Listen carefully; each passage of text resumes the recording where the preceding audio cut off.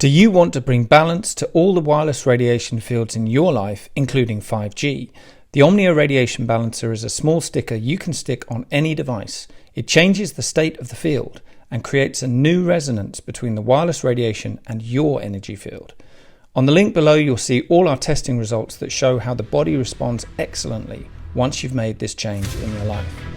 And here's a special offer for the Journey to Truth crowd. Just enter the word truth in caps at the checkout for your 10% discount. It's easy to bring balance back to your body with the Omnia Radiation Balancer.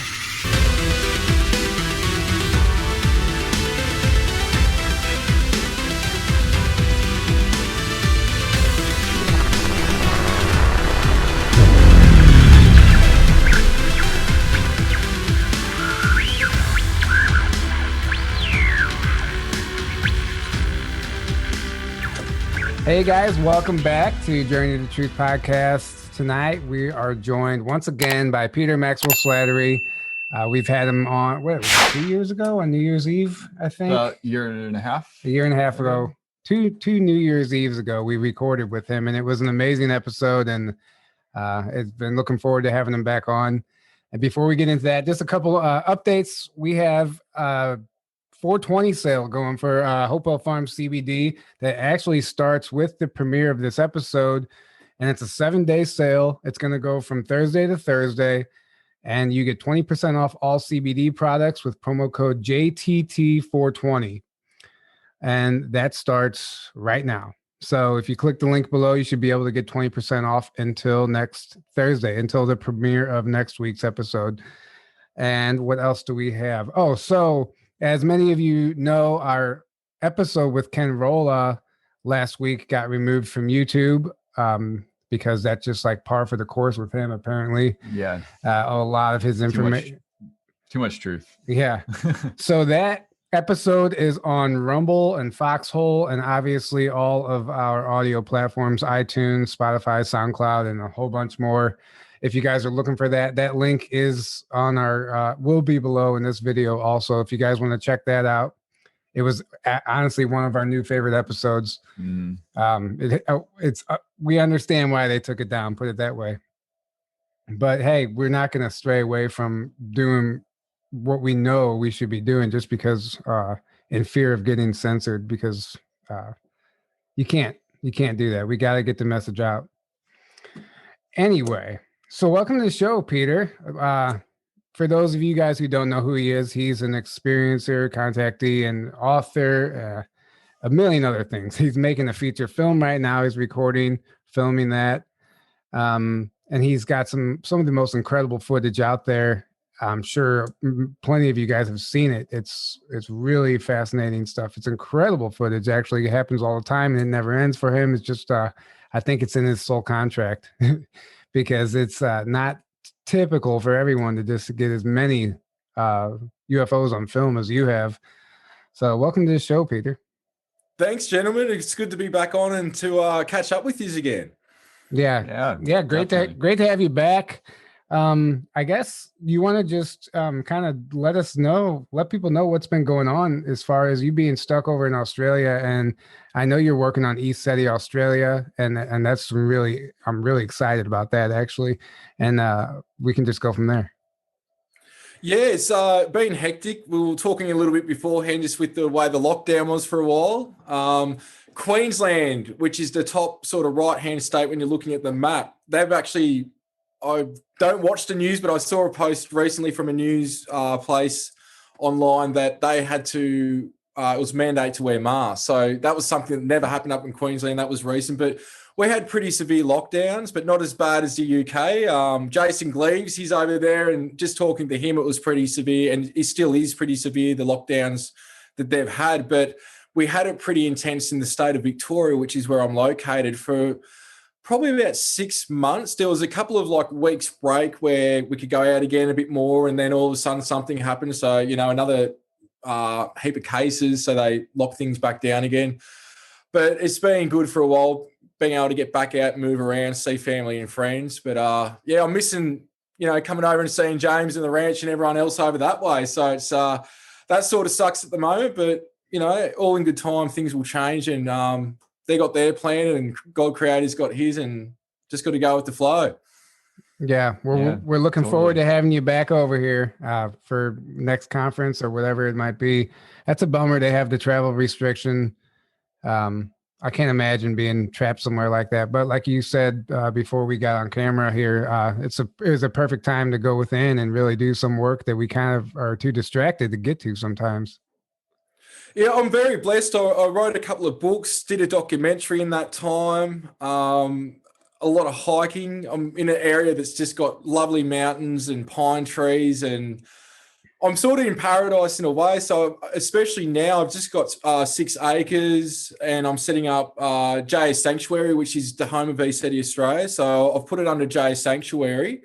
Got a stone circle, pyramid meditation area. Got a bit of got a dam, fire pit. It's just a lot of land working at the moment, just on the land, planting trees, getting into nature, as well as doing my readings every day. So it's sort of half of the day is doing readings, the other part's going out and just getting things done. So hopefully by springtime here, which is about September, October, I can open up and start holding events and self-mastery and ambassador workshops and things of that nature, and really get into the inner work. It's something where it'll be private invitation only, very similar to James's place, and smaller groups, because I rather having the smaller groups so I can really get into it with people.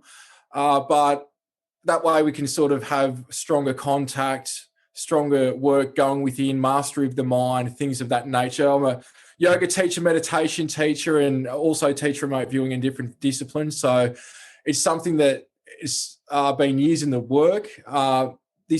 What I'm doing now, but also about 13 years ago, I started having visions of what I'll be doing. And here I am now doing, or about to really step into it as well. So it's quite exciting, but it's just a stepping stone on the journey. Yeah. And I saw some of those pictures. It looks beautiful out there. And it does. It's going to be exciting. I hope it all pans out. I know it will. And hopefully things open back up and we can all head over there and check it out. Definitely. I'll look forward to having all of you guys over here. So it's just something, like I was saying, at the moment, Australia's sort of like in a travel bubble thing, even in between states.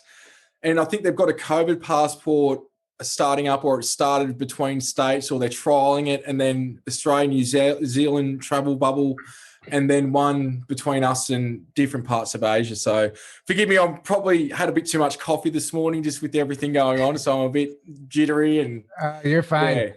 You're fine.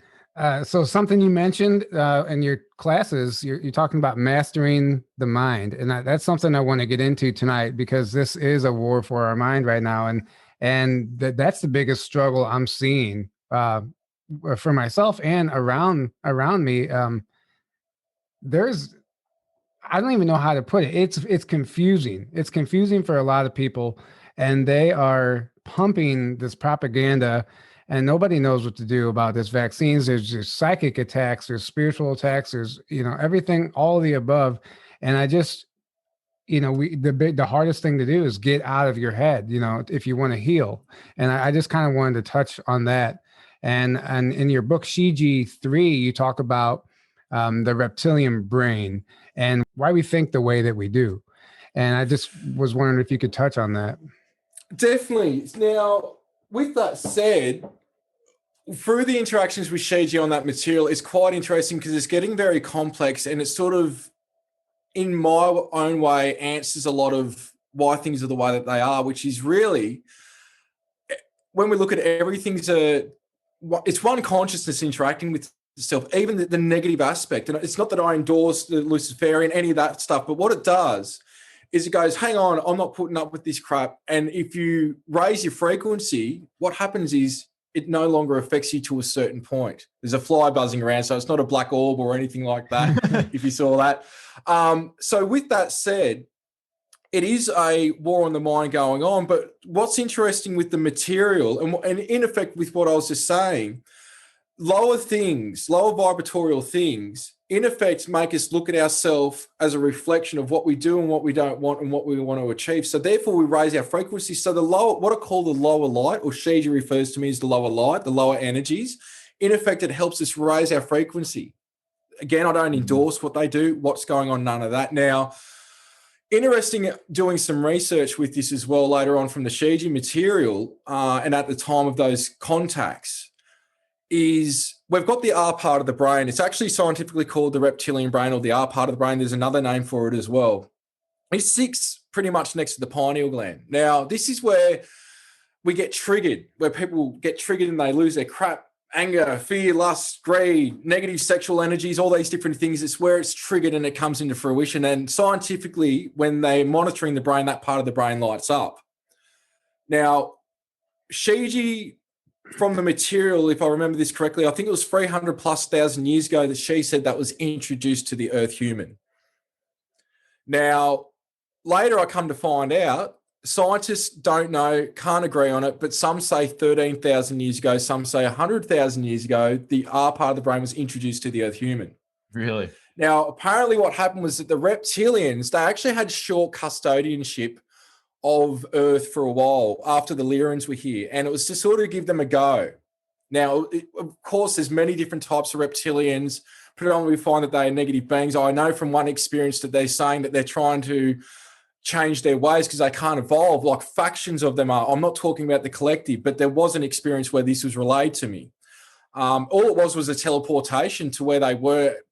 Basically, they told me that, and then I was teleported back, and I'm like, what was all that about? It was very weird. I was told to tell that to people, make of it what you may. So from Shiji, when I'm looking at it now, I'm understanding that it was 300 plus thousand years ago. They lost the custodianship because of this, that they introduced the R part of the brain to the Earth human. And that's when Atlantis and Lemuria was started after that time, which were Pleiadian colonies, but later Atlantis got manipulated as well.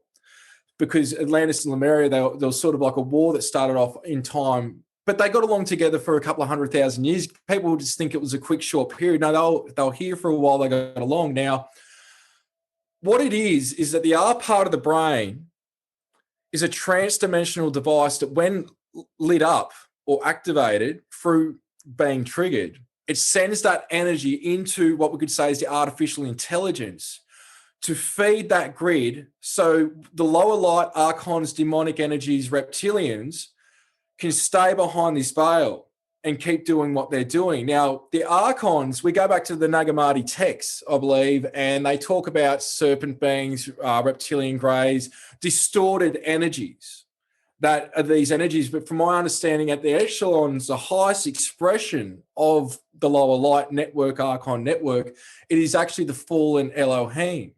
Now, this is where it gets complex. There's different variations of Elohim, and predominantly they're positive. And predominantly when I'm interacting with them, it's the highest expression that you can possibly get, which is a cell of God's body. So if you imagine my body as God, and each cell that makes up the body is our highest self, our oversoul, that is an Elohim being. And if you will now imagine that Elohim self as, let's say, the octopus's head, and each tentacle is different lives coming off that we're experiencing at the same time, this is where you'll start to understand the material, because reincarnation is illusionary. And people are like, whoa, all right, that's going to break everything that we know. It broke everything that I knew. But what I'm trying to tell you is every saint, sage, and master, and through the extraterrestrial material, not just mine, but others, they all say that everything's happening at the same time. The thing is, reincarnation is a linear concept to understand that we have more to ourselves than what we think. But it's actually multidimensional mind where everything's happening at the same time. That if we start looking at that, we start to come to the real concept of what's really going on. Wow. So what we've got is a situation where with the material where this is where they say, look, fight or flight is happening in the R part of the brain. But then I've got a question. How come going back to cavemen, we had fight or flight and we didn't have the R part of the brain there? I will say it's exacerbated and accelerated and amplified through the R part of the brain, but it's purely not fight or flight. We had it with or without it. Yeah. So this is, I sit there questioning this stuff. Nobody really thinks to even ask me that question. And I understand, but this is where, even with the material, and I guess James and my brother and others get frustrated with me because I hold on to a lot of material. I tried debunking it 10 ways from Sunday. Even my own photos, videos, evidence, I try to make it stand up to scrutiny, because extraordinary claims need extraordinary evidence. And at the end of the day, people are going to believe or not believe. And the problem is, I don't want people to believe. I want people to know. And it's a very hard situation with that, because we're actually in this situation because of a blind belief system. So it's really, when we're looking at that R part of the brain and how it operates and how it works, and it's a transdimensional device, this is where it is a war on thought right now. And what we've got is a situation where the extraterrestrials, celestials, angelic energies, they can read you like a book. This is the thing, that when you're in their presence, you really don't even, by the time you go to ask something, it's already answered. They know everything that you're thinking of, that you've done, that you thought about doing, the positive, the negative, but they really don't give a crap. They've got love, compassion, non-judgment for you, because they see it all. But what people aren't aware of is just like the angelic, celestial, extraterrestrials and positive beings can read you like a book, so can the lower energies. And what they do is they go, oh, you did this 10 years ago. You don't like that. You want to forget about that. And you put on a mind loop with it. What if this happens? What if that happens? I call it what if mentality, where we sit there stewing over something that may or may not happen. And we end up feeding it. And sometimes we manifest it. It's all happening in the R part of the brain where we're triggering it. Wow. So this is where being the observer of our thoughts is a key to this. And it's actually a key to connect to God's mind, which is your mind. And through an observation exercise, which I do 40 minutes to an hour of it every day, plus a few hours of other practices that I'm doing, you start to realize that through observation is really a key to connect to God's mind. And from there, you're accessing the unified field. And it's as simple as something that if people are watching now, and if they want, close your eyes just for a minute. And what I want you to do is think about how you're perceiving my voice, how you're observing my voice right now. Now, we can say scientifically that the frequencies coming out of the speaker are hitting the eardrums and the hairs in the eardrums, giving the voice. So you're hearing the sound wave and you're hearing my voice. But forget about that. How are you perceiving and observing my voice? And what happens is you start to notice you're actually out here, and a pinpoint of your awareness is anchored into the body computer. Because that's what this is. It's just a biological computer. So you're really out here with the pinpoint of awareness anchored into it, which your light body's here right now. We don't need to achieve the rainbow light body. We've already got it. It's just reattaining it and reconnecting with it. We've already got that. And I can explain that later on. So this is where observation is key. When something happens, you can get triggered. What happens? The R part of the brain kicks in and you feed that energy. Or you got another choice. You observe it. You could react, but why not just let it go? Let it go. And what happens is, scientifically, the more that you train yourself doing things, no matter what it is, you actually start to create new neuron pathways in the brain. And over time, instead of reacting automatically, you start to observe and then you'll go the other direction. Mm-hmm. So what's happening at the moment, people's neuron pathways are designed that when you get triggered, you yell, you get anger, you do whatever it is that you do that's not productive because you're operating on that bandwidth. But what happens is when you start to observe that and go, hang on, I'm not going to feed this. And you're acknowledging, first thing is 80% of the way there is acknowledging what I'm talking about. After that, the other 20% is observing it when you're getting triggered and letting go and diverting the thought. Even like I say to people, even thinking of it like a rainbow unicorn when you're getting triggered. It's funny, but like what it does at the same time is you're not going to go down the normal path of losing your crap or responding in a negative way. You start going another way. So I know I've gone on a bit of a rant here, but I think it's all sort of it brings so many different pieces of the puzzle together when I'm talking about things like this. It's not just what I say, black, white. We've got beyond 50 Shades of Grey, a little bit of a joke there in the middle. So it does get not complicated, but it's layered, if that makes sense. Well, it does make sense. And I think, how you said the ETs already know what you're thinking. I'm pretty sure you're an ET because you were answering every single one of my questions before I could even ask them. I had stuff written down and you just covered everything. No, it was actually, you touched on a lot. And if people can understand what you just explained, then it's going to help them navigate their life so much easier. because as soon as you become aware of your thoughts, you can actually control yourself. Control now.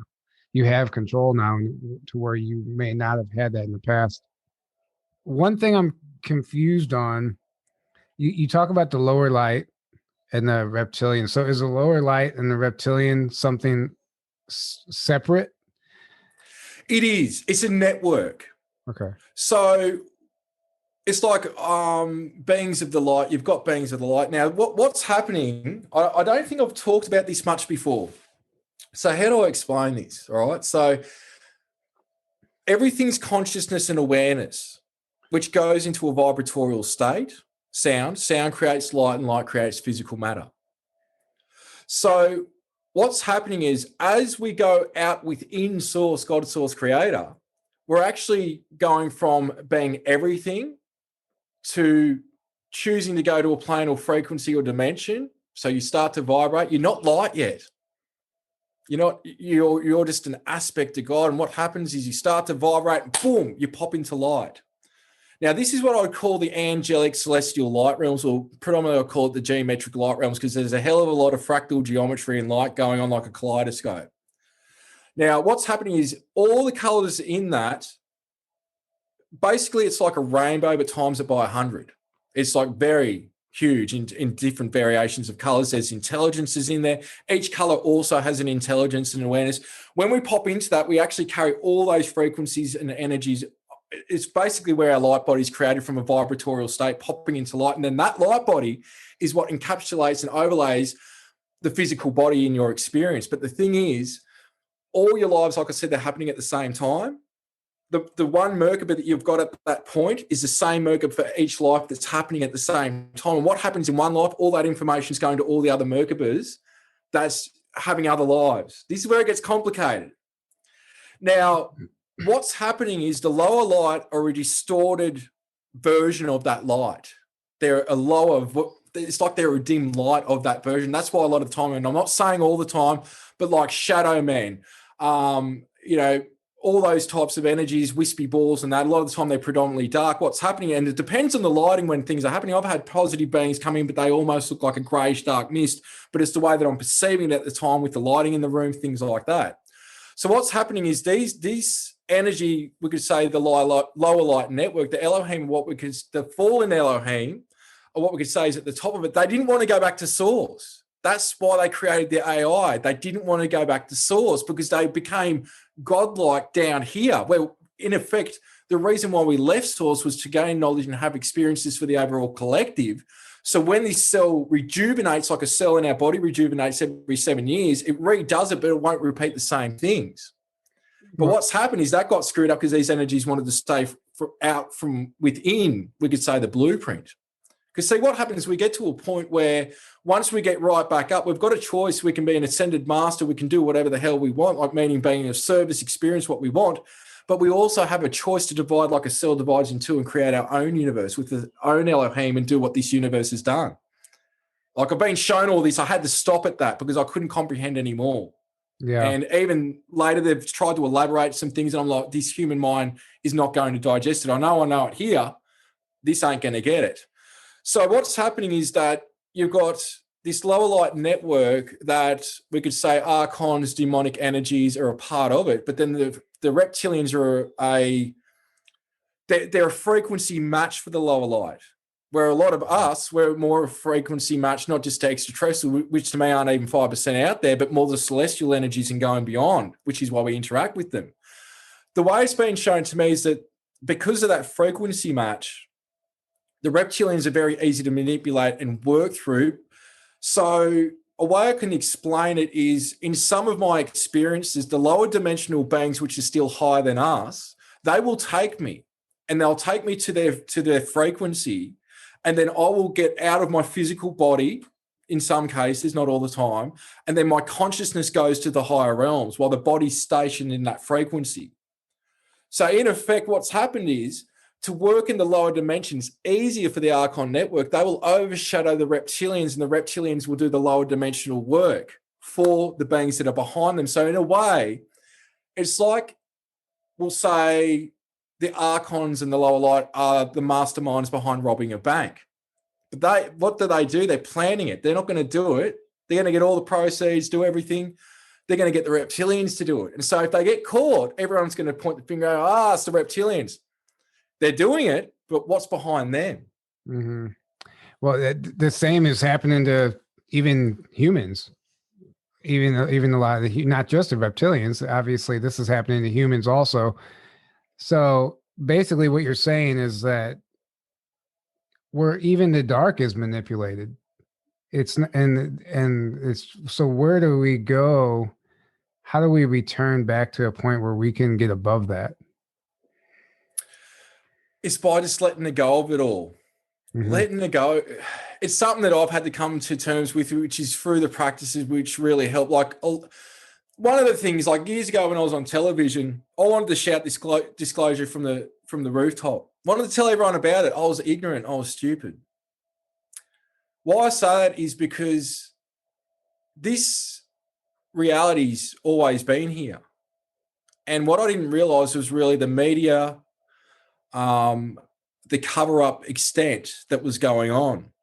And then I got to a conclusion going, no wonder 99.999 whatever percent of people don't believe me. One, they haven't experienced it. Two, if we knew about it, it'd be on the news. Three, they might not be open-minded enough to absorb this type of information. And so it gets to a point where we can only change what we've got control of changing and allowing others to be on their journey with what they're doing. So what I'm saying is the key to this is letting go, being responsible for you and your thoughts and being productive in a way that's beneficial for you and being of service. Everything else doesn't matter. It's like little petty arguments you see normal people having, and it's not putting just the average person down. But once you're awake like us, and it's not, we hear about the woke community, it's a joke. But what I'm saying is you're woken up to these other realities. It comes to a point where it's like people are where they're at, and this ascension is for everyone, but not everyone is going to get it this time around, and they're not meant to, because their soul evolution and journey, they're meant to stay in this frequency longer. And it doesn't mean the next time that comes around, or if they've done the inner work, they're never going to ascend. They'll ascend when they're meant to. It's like this shift. Ascension, it could be not attaining, but reconnecting with the rainbow light body. It could be going to another dimension or a new earth. But we're forgetting as humans, we're here for the friggin' human experience. I think this community's forgotten that. I want to be in the fifth dimension. Well, how's the fifth dimension helping you now? Thank you so much for saying that. I'm sick of hearing about the fifth dimension. Like, you are here to experience, to help uplift the frequencies here. There is nowhere in the universe that you can touch, hug somebody, kiss somebody the way that we do here, that we smell the roses, that we feel the breeze on our skin and the air, that we experience love and the things that we do here. I don't care if it's another third dimensional civilization, you can't experience it like you do here on Earth. And the strongest souls are here at this time, because once this civilization and even you independently in the body computer wake up, we can actually do things that even the angels can't do. They're actually gleaning parts of our light body, incorporating with theirs, because we've got capabilities, across the board transdimensionally that nothing else has. There is nothing like us throughout this universe. So this is why things are harder at the same time, because emotions are heightened. Of course, the R part of the brain doesn't help. Love is not felt like it is here. Like we talk about the love of source, and that's beautiful and everything else like that, but we've got to bring it back down to earth. That's what I'm saying in this community. We've got to bring it back to the earth. It's like, what are you doing today or saying today that's going to help not just yourself, but others? What are you doing to raise your frequency? If you want to be in the fifth dimension, well, then you shouldn't have come here. Yeah. Because you've already done all that crap before you've got here.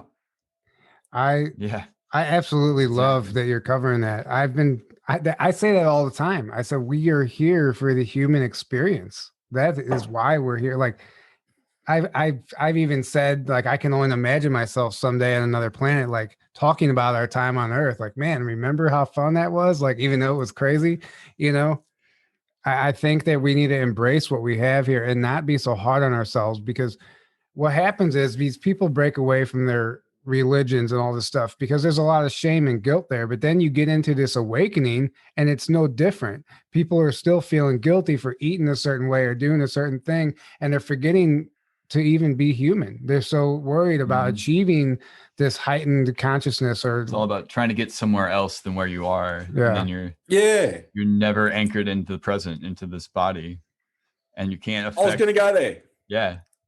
You've got it. Yeah. You have, this is the thing, right? It's being in the present. Mm-hmm.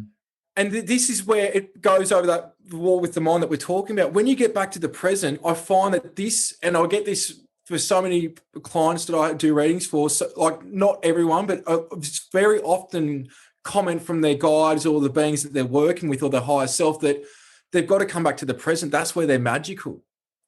And another thing is too, to help override what we're talking about, this war with the mind, is I think this community, and not just the community, but the whole globe, what are we doing to bring joy back into our lives and love? Like, I make sure, and you'll know, I don't know, I've met you guys before, but when me and James together, or even when I'm with family and friends, half of the time we're telling jokes, we're laughing, we're bringing joy, and we're playing music, we're doing whatever.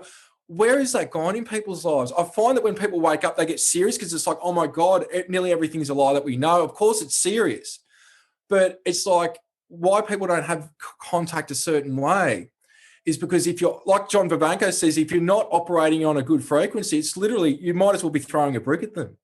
Yeah. So if you want contact, first have joy, but also have joy for yourself and your loved ones. And that really is what can override this war with the mind. It's simple, but it really is simple at the end of it. We forget to have fun, and we forget what happiness actually is, because we take it too seriously. And I know from experience, I did exactly that when I first went through all this. I started taking it very serious, and I became someone I didn't recognize, and I had no balance in my life. And I came from a heavy drinking, partying lifestyle, and I didn't know what to do. I was just sitting by the fire one night, and I just went, and I had quit drinking at the time. And I was like, you know what? I can't do this anymore. And I went and bought a 6-pack, and I just drank a 6-pack by the fire and brought myself back down to like reality for a minute. I'm not advocating that, but I had to remember who I was. I was lost. I had gotten to be somebody I didn't recognize. And it's really just trying to figure out what makes you happy and have fun again and bring that inner child out. Yeah, and it's like passion is purpose as well. And this is very common. Like, so many of us are waking up, go through something like what you just described, because what happens firstly is like people wake up, and I see it all the time, and it's like everything is love and light and fifth dimensional and everything's good. And then all of a sudden, a few months into their awakening, it's like, I'm losing friends, I'm losing family, everything goes to crap. And it's like, that's meant to happen. And they're like, what? And I'm like, well, unfortunately, this isn't talked about. It's meant to go to crap first. Because what's happening is you start purging all that which no longer serves you, but you sort of go back and forth in between for a while to realize what's serving you, what doesn't, what's productive, what's not. And then you sort of come out of it, and then you start, that's when you start the journey.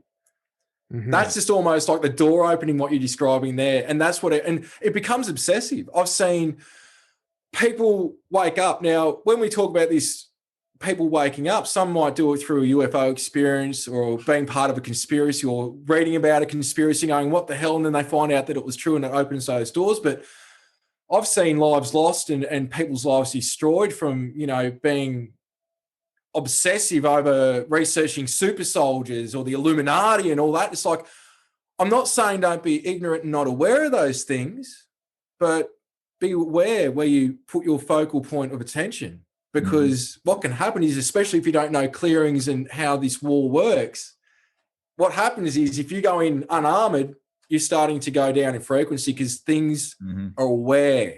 And then it affects you when you nailed it. That's the key to everything, is realizing nothing negative can affect you if you vibrate above that. It's all about your frequency. So if you're stuck in fear and you're stuck in, oh my God, everything's crazy and controlled, and we're being manipulated and attacked and everything else, which is true. like you said, it's not that it's not true and you can be aware of that, but it's realizing the power lies within you. And if you can awaken to that, you realize it's not about that stuff. Like none of that can affect you as long as you're vibrating above that. And then you're going to attract only, the match of that vibration into your life. Well, and also well said. And also to piggyback off of what you were saying, as far as you mentioned super soldier, for example, just like being consumed by the rabbit hole of what you're researching. Mm-hmm. That's what I see a lot of people do. And that's a way of giving your power away. You're letting this external information consume you. Mm-hmm. You give your power away to it. And that's what you're talking about. You get sucked down with it. So it's good to know about it, but don't become obsessed with it. And I think if anything, this past year or two has taught us that none of that actually matters. None of this stuff actually matters except for. Well, that's what I'm saying. Yeah. Going within. Yeah. Sorry to cut you off there. Yeah. No, go ahead. So this is what I'm saying is like, there's stuff to be concerned with and stuff not to be concerned with. Mm-hmm. Like so many people are worried about ascension and what's happening globally at the moment. There are things that are going to happen, whether we want them to or not. Now, unless, this is the thing, I've been talking about a slow disclosure rollout for many years. But the thing is, if we pulled our crap together collectively, we could actually transform this civilization within a nanosecond.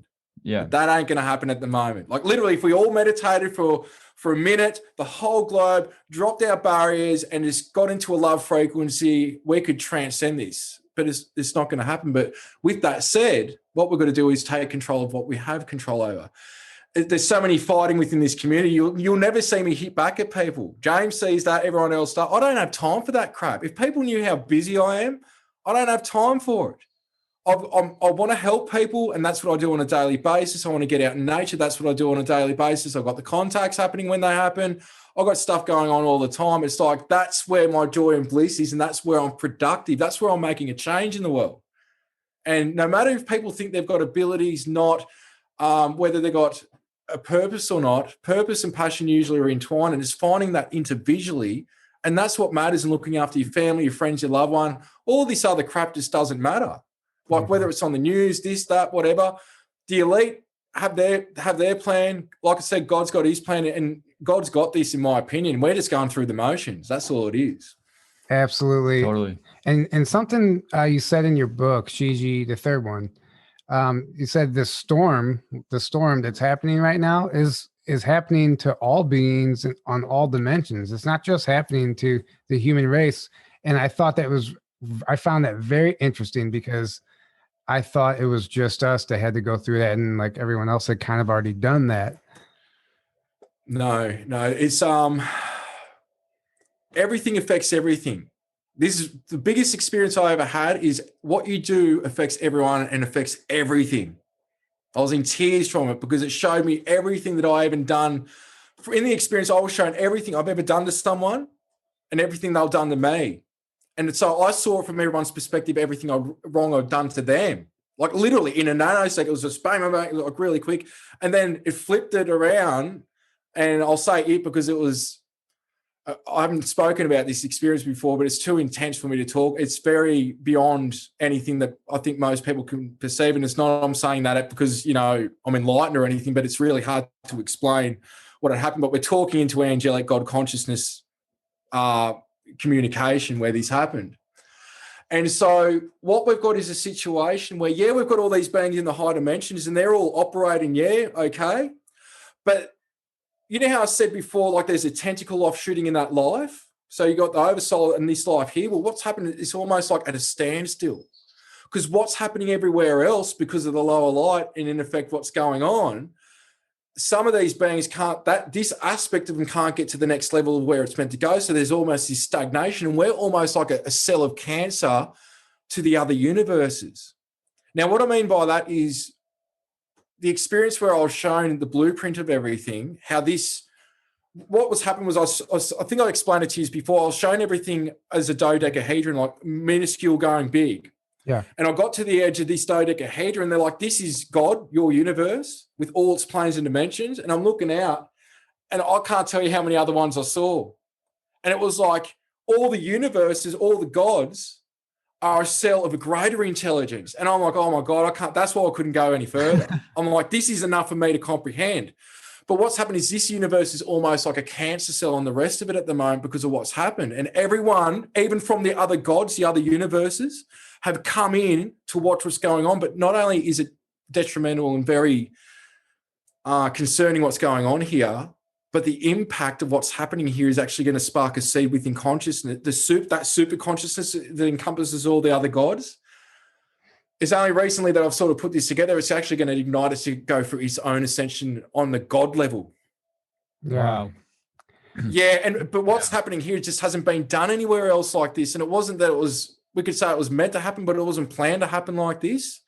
So this is where you do have a certain amount of other civilizations through the ERC, the Elohim Representative Council experience that I had last year, where they showed me there is civilizations out there they're on the same level of us about to go through their ascension step. Mm-hmm. But again, not all of them are going to go through it, meaning all the beings on each planetary body.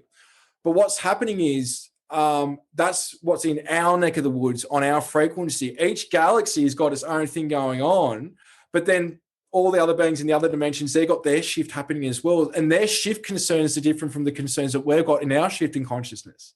Because as you evolve, there's different things to worry about. There's different things to experience. So I hope this is digestible because it's convoluted. It's very entwined. And this is the stuff that I'm dealing with on a daily basis in terms of having contact about, communicating about, thinking about while I'm around on the property, planting trees and cutting grass and whatever, that is sort of stuff that you normally can't talk about with the average person or even some people in this community because it's at a different level from where they're at. And rightly so. It's just where they are and where I am. But it's I hope that answers your question anyway. It does. And that fully resonates with me. And I actually share a lot of the same thoughts.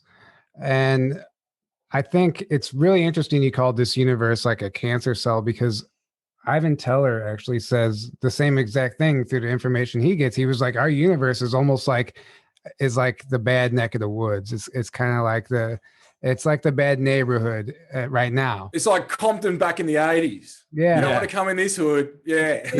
But it's really interesting because the first time I heard that was when he said it. And then now you just said it again.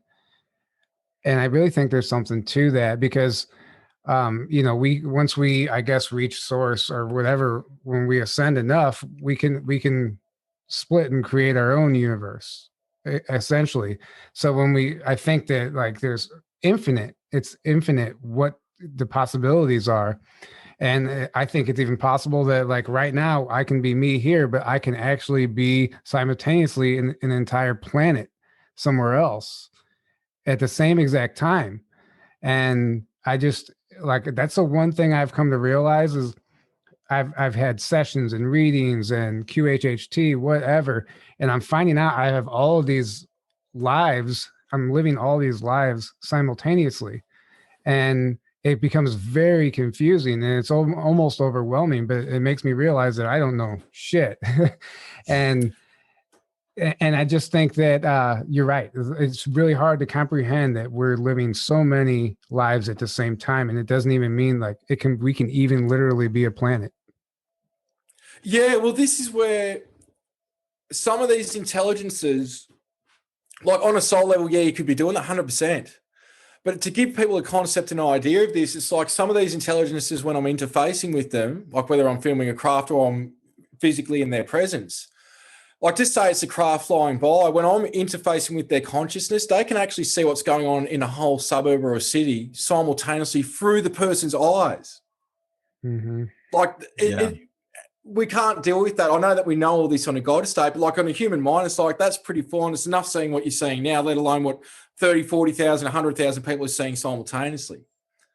And even sometimes when I'm filming the crafts, I'm seeing myself filming the craft from their consciousness in my mind's eye. So when I'm doing stuff, I'm seeing the beings in my mind's eye, showing me stuff when my eyes are open. I don't need my eyes closed for it. This was developed over a long time from the contacts, but this is where it is what you're saying. Like I'm just trying to give examples of sort of dovetailing on what you're saying to elaborate in different angles that this works, how we not only can we interface that way, but we have different layers of ourself that are coexisting, that are doing things like being a whole planet or other, whatever it is. It's really the sky, beyond the sky's the limit when we're talking about things like this. And this is the thing, right? These beings see us as light majority, not all. What I mean by that is they know that you're having a human experience, but they don't see your hair, your eyes, your teeth, your skin. They see your light body and they see everything in this frequency, that your room, your computer, everything, they see it all structured from light. But they see your light body, they acknowledge the light within. That's how they see you. They don't see you as a physical being, but again, not all of them. So this is where they're operating in different forms, in different ways, depending on the form of intelligence. And we are multidimensional beings, but predominantly in the Earth human experience, we have to operate in a linear way. Because what's happening is, even when we've got communication, it's literally like I say lately, it's like I've got a jigsaw puzzle. Each piece is a bit of information. Most of the time with contact, it's like they're just thrown it at you. And you get bits and pieces, but because it's not linear, you don't understand it. Where the way that I've been trained and operate through the contacts, I'm able to pull it back for a second and go methodically with it so I can digest and articulate the information. Otherwise, it's just blasé. Mm-hmm. Yeah. I love this conversation. Actually, this is the stuff I think about a lot, actually. And it's stuff that you realize that you can't just have a conversation with anybody about, like you said. So I really appreciate this, and thank you for sharing everything. I mean, you honestly don't even need us here. You could just keep, dropping all this knowledge, and it's absolutely fascinating to me. I love talking to you guys. It's an honor to be back on again. So I appreciate it. And I like. Same, man. Yeah, we're obviously we're glad to have you back. And I think that something else we need to remember is how powerful, like we were talking about thoughts, but how powerful our thoughts are, and imagination. Like we're taught at a young age, like imagination is kind of it's not fairy real. tale. Yeah, exactly. Yeah. But from what I've been practicing, even like you can, what you imagine is real. It can become real. That's how manifestation works in a sense. Well, this is imagination from God. Mm-hmm. Yep. So what's happening, the way I describe it is, we're told that imagination is fairy tale.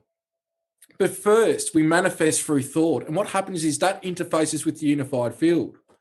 As above, so below, what you're putting up here, through whatever ways, starts to manifest in the physical. So this is where, what thoughts do you want, and what seeds of thought do you want out there to grow and flourish? Do you want positive seeds, or do you want negative things that are going to bring darkness to you? Mm-hmm. So this is a situation where this is how we manifest. Abundance or love or joy in our life is having a positive mindset. And when you're operating in that, what you do is you start projecting positive thoughts, yes, desires, things you'd like to do. But the biggest thing is being a vehicle for God and having gratitude. And you get those things. You're not going to get those things by just being by yourself and doing things, being of service for self. So many people I've met when we've talked about this, they give everything. Like, it's like they're doing well and abundant, but they give more than what they've got. And they bring this cycle of abundance coming because they're giving and helping people that are lacking or don't have, or they need this and they've got it and they don't need it, so they give it to them. They help their brothers and sisters with open arms and do whatever. So this is where not only just thinking, but also acts of kindness and doing what you can for your fellow men and women. This is where it's sort of like, it's a little bit of both. You've got to be operating on that wavelength in terms of in the physical, but then what you're doing up here and projecting into the blueprint, the unified field, that's where things start to come to us as well. And this is why I say, be careful what you think. And I really mean that. It's a cliche saying, but when people go on to have contact like you and this and that, I'm always thinking, I don't know if you can handle it. And two, do you really want it? Because things will start to happen. Mm-hmm. Things will start to happen, and it's very life altering. Some people can handle it, some people can't. So there's this thing where imagination is creation, but through teachings and social engineering and epigenetics and upbringing, we sort of get this doubt in there, or these claws from other energies in the past, or high dimensional energies trying to bring the energy back down. That's when we start manifesting darker things, because I don't have self-worth and all those types of things. So just be careful what you think. And of course, imagination is creation. Yeah. Well, it's true. And I heard something a few years ago. I don't even know how many years ago now, but it was, I was listening to a YouTube video like I did at the very beginning of my awakening. They were talking about the chemtrails and the power of our thoughts. And like, all you need to do is imagine a dome over your home or over your city when you see the chemtrails, and imagine when the chemtrails hit that dome, they're transmuted into love. And you've already solved the problem in that area just by your own thoughts. And if you really believe that, you can actually change it that way. And I've done that ever since. I don't know if it works or not, but I do it. When I see them, I just kind of create this dome, and maybe it's helping, maybe it's not. And another thing I can agree with, as far as the people who want to contact and maybe you're not ready for it, the very first contact experience I had, the overall message was, you're not ready yet, So, and then, things get quiet after that. And I had to realize, no, I have a lot to work on before I can even be striving for contact, because that's not important. I have what's going on in here is what's important. That's the main thing. And this is where it's really child's play contact. And people are like, Pete Slattery saying that it is, once you get past that and you realize actually what we're a part of and what the extraterrestrials are also going through self-mastery as well. They're just doing it on a different level. Mm-hmm. Yeah. But the way it's been shown to me is just say the bottom 5% is however dimensions of extraterrestrials there are, I don't know, and people are going 9, 10, 13, whatever. I think there's many more layers than that. But once you break through that, you go into what I call imaginary realms, like we're talking about. And that's probably the next 90%. And then you go through what I call the geometric light realms of vibratorial state and then source. So that other 90% makes what we experience through being extraterrestrial experiences, it's really child's play. And what they're doing is they're experiencing those other realms as well. So what they're trying to do is uplift us to their level so we can start experiencing those other levels so we can get back to source. So you're doing this loop of losing yourself. This is what gods do. We're all gods. We lose ourselves to refine ourselves. But our experience and knowledge is going to be different and for their own individual soul journey and soul purpose. So it's it can be quite amazing, but also a lot of people wouldn't be able to function fully at the same time if they had some of the stuff with me. It's full on for me. It's very enlightening. It's very scary at times with the negative stuff that we've talked about that happened in the past and things like that. So it's a mixed bag, but how you get through it and how you come out of it, that's really what matters, and what you take from that. What fruit do you take from that, and how do you impart that on yourself, and most of all affect others with that and be the light in their life as well. Yeah. And I think the biggest thing about this whole ascension, right, it's not going to be some major event like we were kind of thought at first. I think it really comes down to the individual. Now, I'm not saying some event might not happen to help nudge us or push us along. Actually, you mentioned something in the book about humanity coming together and doing something unimaginable that they thought was impossible, but it's something that we created because of who we become. I mean, I don't know if you want to touch on that experience at all. The way I can describe it is this is very laid, that what comes from that is this explosion of change across the universe is the only way I can describe it from a transdimensional to a linear way. What we do here ignites that shift that we're talking about. And it's almost like we could say like a solar flash from humanity's love, ripple effect, 360-degree transdimensionally throughout everything. And that's what I can say on that, because there is solar events that are going to happen, 100%. There is many other events that are going to unfold, and we're seeing earth changes. I think it was the last few days, apparently, I saw one YouTube thing where apparently there's 40 active volcanoes at the moment that are starting to go up. A couple of them are major. And what we're seeing is these new energies coming in from source, which goes through the galactic center. It affects through electromagnetic tunnels all the stars, our sun. Those energies then ripple out and affect all the local planetary bodies. And what you get is the tectonic plates changing. The earth is receiving these new frequencies, raising its frequency, and you get these earth changes. So there is a ripple effect that there's not just one event, but there is an event that that Shiji parted to me and spoke of, showing me that there's like this ripple effect that happens from humanity coming together. Again, because it's like a component of not just spiritually, but physically what we are, that when you join the two or merge it and there's acknowledgement of it, it's like bang, a huge shift on the way. And there's going to be some trying times, especially in the next 10 years for us all. But the thing is, and I keep saying God's got this, but this is actually all meant to go down the way it's going down. I don't endorse the homelessness, the poverty, the negative things that are happening, that in the economic upheaval people are going through and all that. But this is like shaking things up for us to get to where we need to go, because some people need to kick up the butt. And unfortunately, I don't endorse how it's done for each person, but it's just got to be done that way. And we're all going to get our butt kicked no matter what. But it's like, it's a mirror for you to see something bigger and take that, and then take it to the next level, if you can take that. And so it's, yeah, I can't put a lot of this into words. The way I describe it a lot of times, I want to get a USB stick and shove it in your brain and get that, and then like after, or first put it in mind, then go bang to you and go, that's what I'm talking about. Because with each vision, there is a knowingness and a feeling and all-knowing in each visions that I get when it's communicated to me like that. It'd be like a book alone on 10 seconds of imagery. Yeah. So, yeah. Well, I agree with what you said as far as it has to happen this way. Like, this is the way it has to go down. This is a conversation I was just having the other day with somebody who was worried about, you know, what we're seeing with these vaccine passports and this and that, and just stuff that we're hearing about. And I was like, you know, it's just, we can't control it anymore. It's out of our control. It comes down to us, and I'm not worried about I'm not worried about it. Right. It's happening this way because it has to happen this way. And that has nothing to do with me as an individual, and I have to work on myself. And that's not going to be my reality, because I'm not living that reality. That's what I'm talking about. If like there's things out of our control, there's no use feeding it. I'll say now that for the last year, the amount of new people that have come to me as clients that have never been into UFOs, never been into conspiracies, is like mind blowing. Like so many people, which to me is a good sign, because it goes, all these people have woken up, and that wouldn't even be 0.0001 out of 1,000,000,000% really on what's going on in terms of the awakening. But it's showing me that people are waking up, and more people, they'll go through a bit of that fear stage, but then it gets to a point like you're talking about. Yeah, it's happening, but what can you do about it?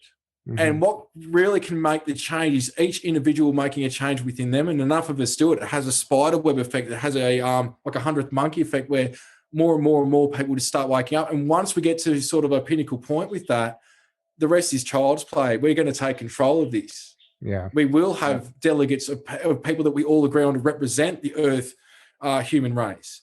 We won't need the way the governments and the structures are now. And this is where it's going to be a whole new ballpark. It's going to be a whole new ballpark, and it's there if we can take it. That's the point. Exactly. Exactly. I can't wait for the day when the governments are gone, because that is only one way. That's one way of a million ways we could be living life on this planet. I mean, and they just have us confined in this stupid little box, and everything's, you know, by the book, and we're all walking on eggshells. And, you know, obviously this system only works if we're asleep. That's the key to it. Well, because it only helps a few and benefits a few. Now, we still need some form of like government and a new world order, is what I say. People are like, what? Now, it depends what you want. Do you want a new world order that's draconian? Or do you want one where there's love and unity, but acceptance for each person being who they are? Where there's abundance for all and opportunity. Now, I'm not talking about a communist state either.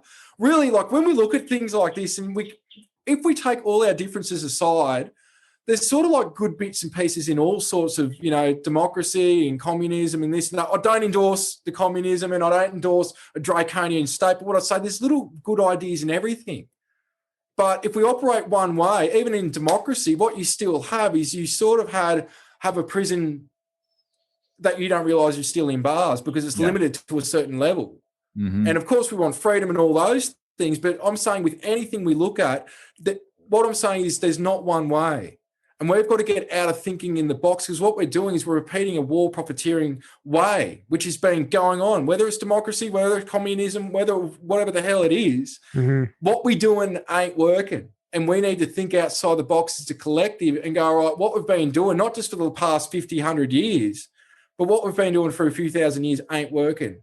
Let's find another way. Surely with 7 billion people and the brains that we've got now and the knowledge we've got in this day and age, we can come up with a better way to have abundance and people living their passion and doing their purpose than what the hell we've got going on now. And that's Exactly. and that doesn't stop collectively. Like this, you can take that down to the individual level and how you're living your life and your career, in your career or your job. Like I said, there's a million ways to live life on this planet, and your job, your career is only one of them. You don't have to do that, but you have to break that barrier of fear. You have to be able to make that leap and get past that point for new opportunities to arise. Otherwise, it's getting out of the comfort zone. Yeah, I did that. That's what you're saying. Yeah, I quit my job last July 17th, last year. And it was the scariest thing I ever did. I was there for 15 years, but immediately it was like there was a dam holding back all of these opportunities. And as soon as I made that decision and quit, that dam broke, and I was just flooded with opportunities that I would have never imagined. Even I couldn't have thought of it. They were just all there waiting. And I haven't looked back since. Good on you. Really, that's really what I say to people is, for change, it's like people working a dead-end job or they're not happy, whatever it is. What's happening is they need to get out of their comfort zone, but what stops them is fear of the unknown or fear of security. What am I going to do for money? What am I going to do about this? Or I don't know what's going to happen. But what I say to people is, if you follow your heart like you did, what's awaiting on the other side is not just abundant, but it's way more amazing than you can ever imagine. The opportunities, the places, the people you meet, the things that you do. It's like in a million years, you never thought you'd, like where you are in 10 years from now, looking back, you're going to look at this and go, this was a joke. Like, meaning I couldn't believe I'd even be here now. But look at where I am now. It's like, I thought, it's like where you are now is great. But where you are in 10 years' time, keeping on this path, you're going to look back and go, that was great, but that was nothing compared to where what I've experienced now. And it all started from that thought. It all started from that thought. Me, I never thought I'd be traveling the world doing anything. And here I am, I've traveled the world and I've done this, I've done that. And it's like, yeah, the human Pete's done it. But it all started, I actually left home, my hometown, 2013, 14 with $500. $500, drove to the other end of the country, didn't know what I was doing. And after that, it was like, I want to stay in this apartment, end up going nowhere with my life. And I drove to the other end of the country with $500. And it's amazing where I've gone from then. It was all from a thought. I sold everything I had, let go of everything I had. People were like, what the hell are you doing? And I'm just like, I'm doing what God is telling me to do. I'm just a vehicle for God, and this is all that's going to happen. And I don't mean like in a religious sense, but now I'm a vehicle to bring through what needs to come through for humanity. And I'm not a prophet, not a preacher, anything. I'm just another aspect of your consciousness. And what happened from that was amazing. Just like what happened for you. You quit the job and now all these opportunities line up. It's making that change, but it's scary for people. And it's just, as long as you're in truth, it doesn't matter. What's got to be provided will be provided, and you'll get some icing on the cake. And my guides like that we're talking about this right now, because I'm getting a major bliss hit. And James actually taught me. Too, actually. James taught me how to connect with some of my guides, and Pleiadian guide in particular, and he has them give me a bliss hit or whatever energy they carry, so I know it's them when they're around, and it's the Pleiadian energy. It's something I'm very grateful for to have experienced with James, and it's something that it's like a new gift. I love it. You know, I love being able to sense who's around, and they're happy that we're talking about this, because people they're really happy at the moment. All the races have their own thing in their own way, but they're working collectively, those that are of the light. And when things like this are done and people are hearing it and it's just seeding thoughts in people's consciousness, they're happy. It's just like, this is how it's meant to be playing out. The greater family getting together from not just Earth, but from beyond. So, of course, they're happy 100%, mate. That's for sure. Yeah. I mean, I think a lot of people need to hear that, especially about the job situation, because that's the biggest struggle, because that's what keeps you from really doing the inner work, because your mind is occupied by this 40-hour job, right?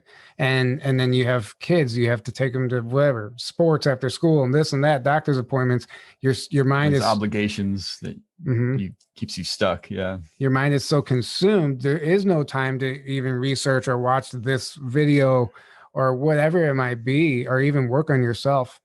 And that's the biggest thing I realized whenever I quit. I didn't, the message I was getting was I didn't need to rush into anything. Take this, you're comfortable right now. Take this opportunity. You can now work on yourself and heal things that you would have never done if you had continued to work. So that's what I gather from that. And you can't even worry about your future career or your job until you're healed, because it goes in order. You know, if you really want to be on the right path, you can't just push this stuff aside and bury it and forget about it. You have to address it, let it come to the surface. And it might be a tough time. It might be difficult. It might not be pretty, but let me tell you, if you get through it, there is a brighter future on the other side of it.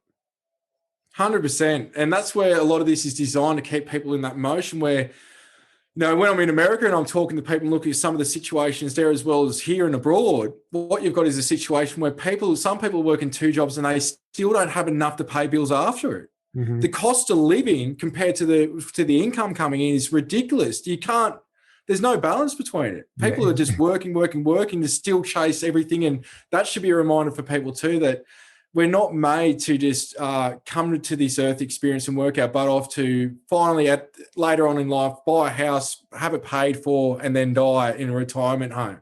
Mm-hmm. That's not what this is about, and that's what's been designed. So it's getting out of that. Has the temperature in the room dropped at all? I feel just a few degrees. Is there a slight breeze going on? Absolutely. Actually. Crazy energies here right now. That's the Pleiadian energy. Yeah. Nice. Me and James, I don't know. A lot of people experienced it with me and James. It's funny, like me and James will be sitting there and James will be like, the Pleiadians are just coming in. And like people are looking at him like, what? Because they can't see anything. Or I'll say it sometimes. And then what happens is the temperature changes. And we're like, that's what happens. You can't see them, but their light bodies are overlapping our light bodies right now, and all the energy bands are coming in, and that's a physical byproduct. Yeah. So that's why it's very common. Sometimes you'll feel it here or the whole room. It'll be like there's a window open, and it's only a few degrees light, but that's what happens. Not all, but you can feel it. And sometimes a ringing of the ears as well. So there's certain ears with the Orions and Pleiadians that the ringing will happen as well, and things like that. So a lot of people aren't aware, but it's just funny because when I met James and we talked about this, I hadn't met somebody that had the stuff going on that I had, that when I described it, and he was finishing me sentences saying this and that, and I was just like, dude, and he was explaining some of it to me as well. So he's been a very, he's, like I say, he's like my brother, my father, and best friend rolled all into one. Yeah, exactly. Nice.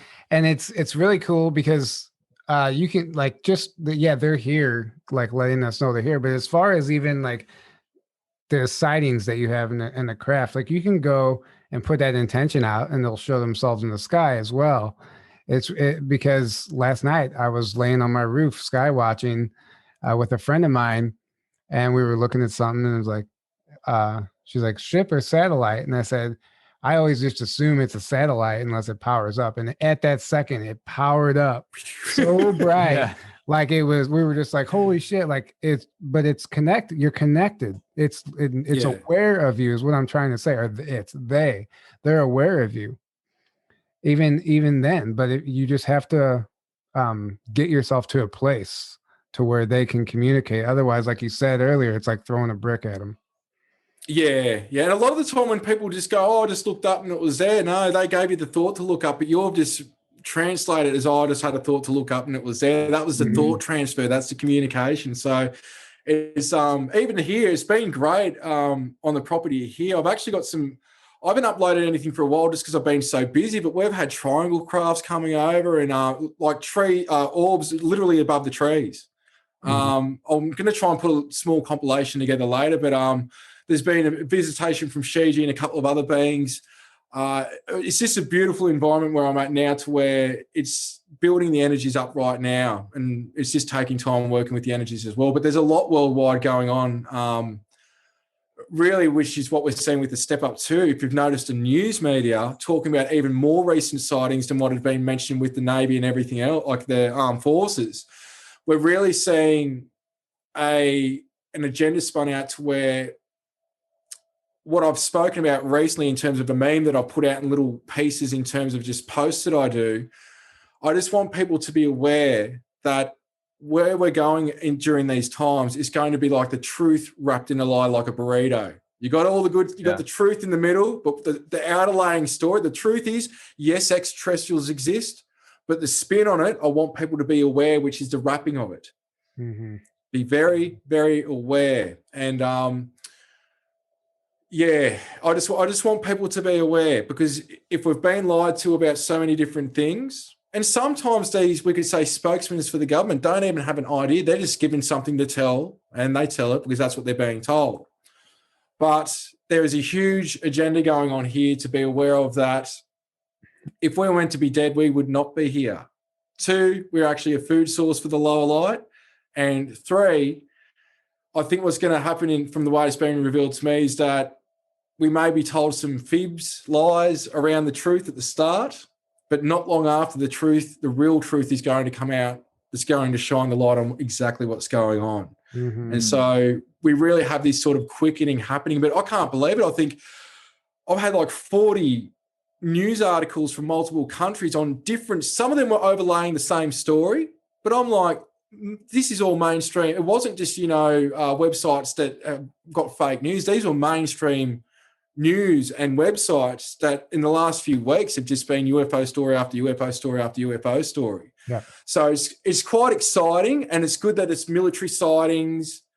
Some of them are even saying we shouldn't be looking at this as a negative thing as well, which is, I'm grateful for that, because of course we're going to look at both sides. There is positive, negative, tricksters in the middle, but it's great that there's a second wave. But like anything, when you start seeing this, it's getting ready for something, and they already know something, meaning those behind the scenes, and something's going to be revealed soon. And I just want people to be wary and to use their heart as their moral compass, their truth and lie detector. Well, 100%. I used to be excited about like any government disclosure, and now we know, like you said, it's all wrapped in a lie. But it's still good. It's still good because obviously they're getting their ducks in a row for something, and we're ready for that. But I'm so glad you said that, because I see people who used to be where I was, and they'll send me an article or something like, "Oh my God, they found water on Mars." I'm like, "Yeah, if you only knew what's really going on there, So it's not so much for us anymore, this disclosure. And it's for everyone else, yeah. And I'm not saying that we're above anything. I feel like that it's for the people. Yeah, it's for everyone else. They need stepping stones to that reality. Exactly. Really is what they need, yeah. Mm-hmm. Anything to nudge them in that direction, because if they listen to this podcast and there's, oh, that's just woo-woo crazy stuff, but if something like that comes out, a lot of people will perk up and be like, oh, what is this, and it nudges them. Maybe for torture in Guantanamo Bay, they just play this over and over because it will just explode people's minds. Yeah, that's a joke, but yeah. If they're not into this, they'll be like, well, what the hell? It's too much for people what we're talking about. Again, it's not that we're enlightened or we're better than anyone, but if people haven't got experiences or knowledge or open-mindedness or seen this sort of stuff or experienced it, a lot of it's going to go over their heads. So that's why it's great having military witnesses come forward, because they're, they protect us in a time of war and what have you, and they're trained observers and what have you, and there's radar, above ground radar, there's footage, witnesses. It's great testimony, but we've had this going back pretty much to the Battle of LA and even before, which I think that was 1941 in LA, where there was that account, Kenneth Arnold, Roswell, going through all these different news of things, Maelstrom Air Force Base. We can go on and on. It hasn't changed anything. So why should we think that this does? But what's happening is we've got media these days. We've got the sort of witness testimony and evidence that will start making people think. And like I say, I don't think it's that UFOs don't exist. They've never really said that. It's and they've said that they're not a threat to national security, but it's opening up one's mind to go, all right, how are these things doing the things that they're doing? Because it defies our physics. And this is where I've even talking to people in the know, meaning within the military that I've talked to and what they know. I think the biggest hard thing for them to grasp, meaning for the people, is, all right, not only they're extraterrestrials, but a hell of a lot of them are coming from completely places that aren't even in this dimension. And that's sort of what people are going to be weaned into more than an extraterrestrial civilization. Yeah, exactly. Or they're coming from right inside the earth. Yeah, or right next to us as well. Yeah. They're here already. It's endless. It's literally endless. And I've gotten to a point where nothing surprises me anymore. I mean, it's just, I'm accepting of almost anything now. And I should be careful what I say because, but no, you have to be. I think it's all possible. Like you said, if you can imagine it, you can create it. And I firmly believe that. I took a myth and legend class in high school that I thought was bullshit back then. And now I wish I would have paid attention to it because I realized that folklore, that those myths come from somewhere, whether it was this dimension or not, or maybe at one time they were physical in this reality. So. Well, that's where we can even create beings. You see this at Haunted Place. I've talked about this recently with someone where there's places like, because I've done a lot of paranormal investigation before I was known for this, and I'll be the bloke to call up and see what was going on at places and that. And we've just come across cases, people that I've worked is just generally in just say the paranormal side of things, to where some places they haven't been haunted, but because there's been made up stories, they've actually created the paranormal events there. They've created a being in that place. And we hear this with the Tibetans through their practices of manifesting birds from other places, or even beings manifesting. I think it's Angagor, if I pronounce it properly. I can't remember how it's pronounced, but there's different names throughout different cultures to where through thought we can even manifest intelligences and create a being. And in places where it's been negative, I've told people to go in there, and even when I've gone in there, and we start giving the being a positive personality, and then all the negative activity stops. Wow! So that's how powerful our thoughts are. Yeah. And what you've got is a group collective over time. They're building the energy in a spot, so they hear all these stories that are actually made up. They're creating this being there to make these events and to rip doors off hinges, or to touch people or burn people or whatever it is. So that's where it's like, really, we've got to be positive with our thoughts and be able to light, and don't we want to be living abundantly and happily and having love and all these things and bring it in. So that's what we're going to do for us all. And that goes with the darkness on this planet also, is our thoughts, we give them power by thinking that they're evil and telling ourselves that they're evil and they have these abilities. We're literally allowing them to do that stuff by having that thought. So, and it might have already been cleared from this planet, and we're just collectively manifesting it right now because we've been so programmed. I don't know, but it's something I think about. That was one thing Shiji said before, is that we are doing something where the energies of the beings, the soul essence of who's here now, they're that strong, even though they've got amnesia, we could say, to a point in the body, that not only are we changing what's going on here, but we're also cleaning up the lineage in the epigenetics in the biological computer, meaning the human body. Because when you're operating from light and consciousness, you connect to the unified field, and past, present, and future all at the same time. So when you clear up the energy now, it actually resonates out and affects everything. Yep. That's true. Well, thank you for sharing all this. Yes. My pleasure. The one thing I'm going to have to really wrap my head around is the reincarnation cycle comment. Because I've never thought about that before, as far as it not existing, because everything's happening at once. Well, time only exists the way we think. Exactly. Because we're looking at it linear. That's the thing. So it's, believe me, I'm still trying to wrap my head around most of what I've talked about, even that.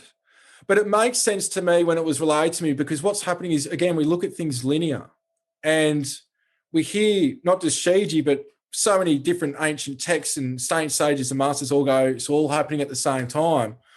It's when we get a broader scope and we look at things unboundedly, we start to see a bigger picture, and it's not an overnight thing. So be kind to yourself. I've got to be kind to myself with the information, because it's like, some things we're not meant to understand.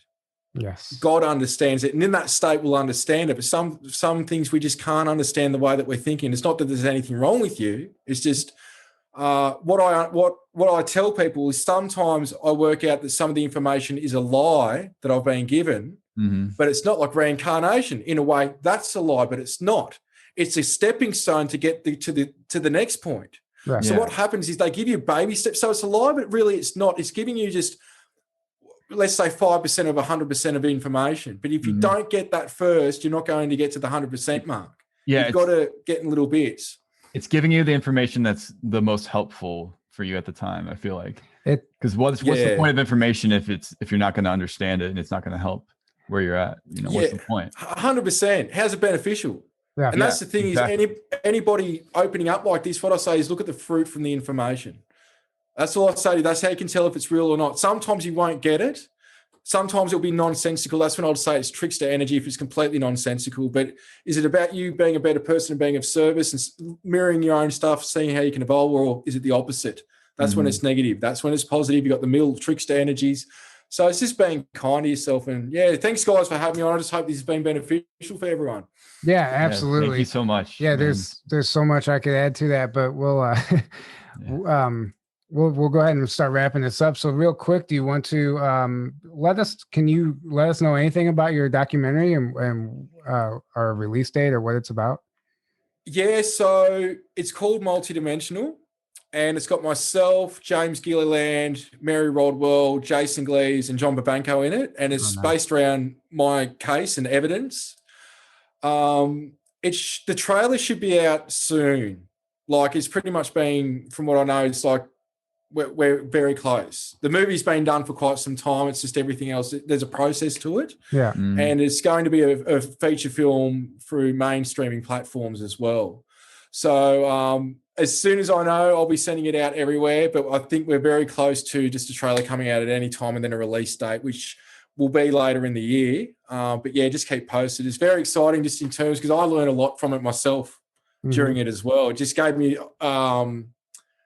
It was some food from thought from other perspectives on me and my experiences and stuff that I hadn't thought about or seen before, especially with stuff like what John Vivanco says. He had like a team of 40 remote viewers working on my stuff, and it's correlated some things, but then it's like, all right, there's some information that's pretty full on that. I'm like, all right, I've heard it from them, but I can't digest it because it's pretty far out there, and some of it's not so far out there. So yeah, it's just I just hope people enjoy it. That's the main thing. I've made it really not for the UFO community or the spiritual community. I wanted to make it for something that any family, kids, adults, whoever can sit down and absorb what's going on. So it's done in a way that's digestible for anyone, which is how I wanted to do that as well. But there is stuff in there that I'm sure the UFO and spiritual communities and like-minded people, they'll get food for thought from it. Very nice. I love that. And it's actually so crucial right now. It's so crucial to make something that's digestible, relatable to everyone. I like that. Yeah. Well, I can't wait to watch it. Yeah, exactly. Well, so real quick, let people know where they can find you, and then we'll go ahead and wrap this up. Yeah, so petermaxwellslattery.com, ecaustralia.org, and now jsanctuary.com. There's just links to social media for all that. So YouTube, Twitter, Instagram, Facebook, whatever. So thanks, guys, for having me on. It's been great catching up with you. And I know it started to get late there and I had a lot here going on in the morning, but I appreciate the opportunity. It's been great catching up with you guys. Yeah, absolutely. It's been amazing. Absolutely. Man. Thank you so much for coming on. Thank you guys for listening. Don't forget that the 420 sale is going on for the next 7 days, 20% off, promo code JTT420. And we have 15% off Teespring with promo code CGI Joe. So anyway, thank you, Peter. This was a blast. Looking forward to everything you're working on. And we will see you next time. Good night, guys. Have a great evening.